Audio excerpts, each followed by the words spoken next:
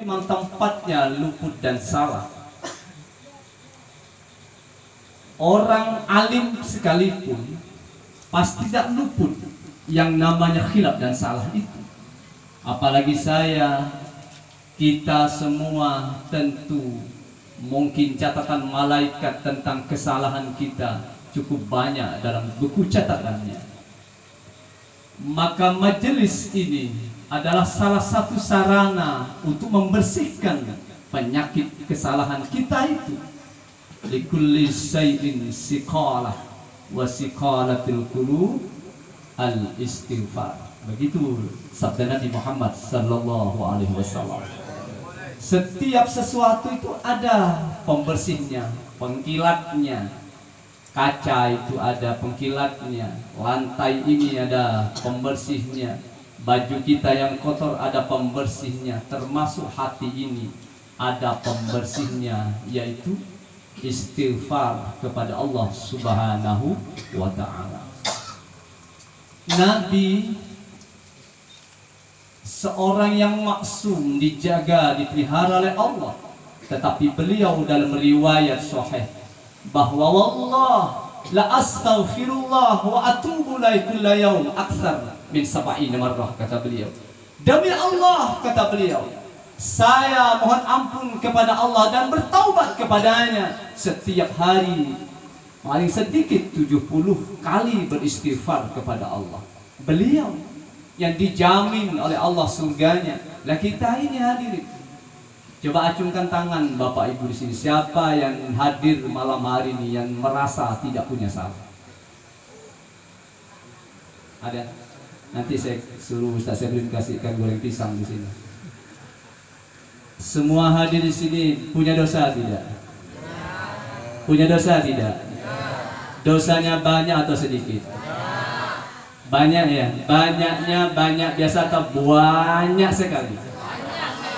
Coba bayangkan, banyak sekali.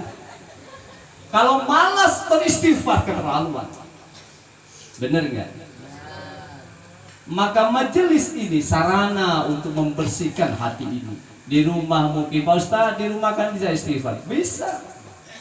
Cuma tidak sebarokahnya kalau kita ngumpul bareng-bareng. Al-jama'atu barakah. Berjemaah itu mendatangkan keberkahan. Sallu ala Nabi Muhammad. Satu saat dalam riwayat Al-Imam Hasan Basri rahmatullah alaihi itu pernah didatangi tamu.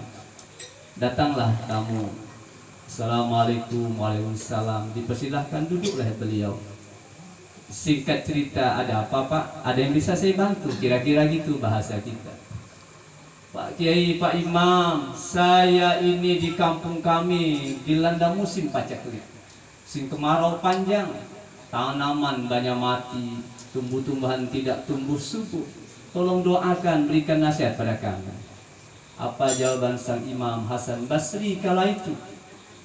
Perbanyak istighfar kepada Allah Subhanahu wa ta'ala. Begitu aja Pak Imam. Ya, pulanglah si tamu itu.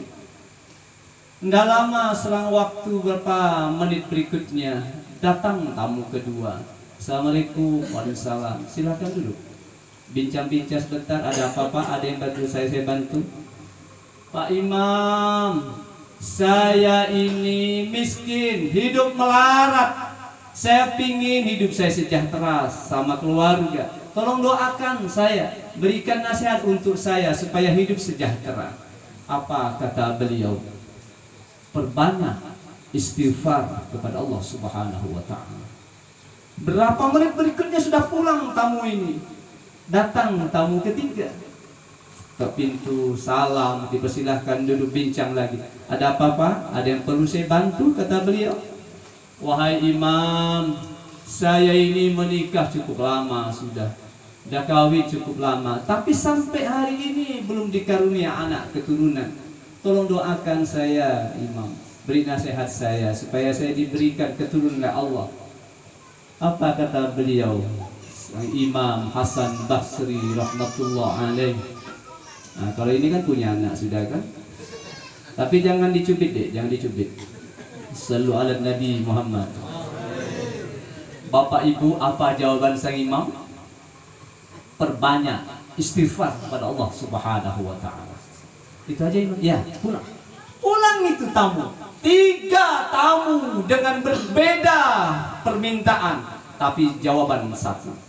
Maka salah satu muridnya yang mendengar perbincangan gurunya dengan tamunya, tidak betah dia, ingin penasaran, bertanyalah menghadap pada guru. Wahai gurunda, saya mendengar tadi pembicaraan guru sama tamu-tamu. Ada 3 tamu dengan 3 permasalahan yang berbeda, tapi satu jawaban guru kepada mereka. Kenapa demikian? Kenapa sama jawabannya guru? Gurunya tersenyum. Wahai muridku, ketahuilah, saya menjawab ini bukan semata-mata dari saya pribadi, tetapi itu Allah sendiri berfirman di dalam Al-Quran surah Nuh ayat 11 atau 12 dalam Al-Quran. Benar gak?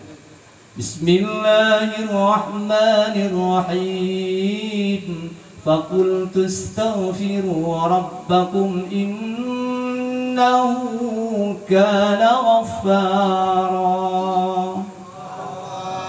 yusiris samaa 'alaikum midrara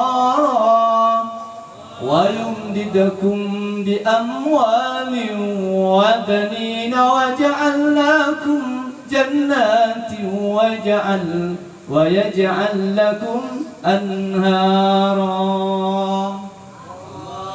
Minta maaf kalau salah. Betul ya? Insyaallah betul. Faqultu astaghfiru rabbakum innahu kana ghaffara.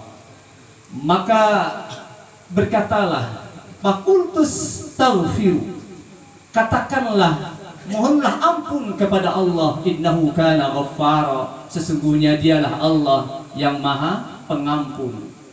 Yursilis samaa 'alaikum midrara, dan dia niscaya akan menurunkan hujan yang lebat. Wa yumdidukum bi amwali wa banin, dan memberikan anak harta yang banyak. Wa yaj'al lakum jannatin wa yaj'al lakum anhara, dan dia juga menjadikan air sungai yang mengalir untukmu. Subhanallah. Ayat ini hadirin merupakan salah satu jawaban dari Al-Imam Hasan Basri kepada tamunya. Ternyata di ayat itu kuncinya adalah istighfar. Salah satunya istighfar yang kita sering baca setiap malam Selasa. Maka tidak salah kita dibimbing oleh Kiai Saifuddin ini, karena memang manfaatnya besar. Ada masalah paceklik, istighfar kuncinya. Miskin, istighfar. Tidak punya anak, istighfar. Kalau masih sampai saat ini masih 3 masalah ini belum terselesaikan, mungkin hati kita masih kotor. Sama dengan mungkin kita mengalirkan air dari pegunungan, pasang peralon, belok sana, belok sini, lancar air itu mengalir. Tapi satu saat dia mandek air itu. Ternyata ketika dicek, salah satu peralonnya tersumbat, ada sampah di dalamnya, perlu dibersihkan. Ketika dibersihkan, insya Allah airnya ngalir lancar lagi. Bener nggak? Paham maksud saya ya? Ketika rezeki tidak lancar, ketika mungkin doa-doa hari ini tidak dijabah oleh Allah, mungkin salah satu pipa itu tersangkut, banyak sampah di dalamnya. Mungkin hati kita ini banyak kotor, banyak maksiat kepada Allah Subhanahu wa taala, sehingga Allah tidak kabulkan doa kita. Allahumma shalli ala Muhammad. Maka kata Nabi, tuba liman wujida fi sahifatihi istighfarun katsirun. Hadis sahih. Beruntunglah kata Rasul nanti di akhirat ketika diberikan catatan buku amalnya istighfarun katsir, paling banyak di buku catatannya itu istighfarnya, apalagi salawatnya. Allahumma shalli ala sayyidina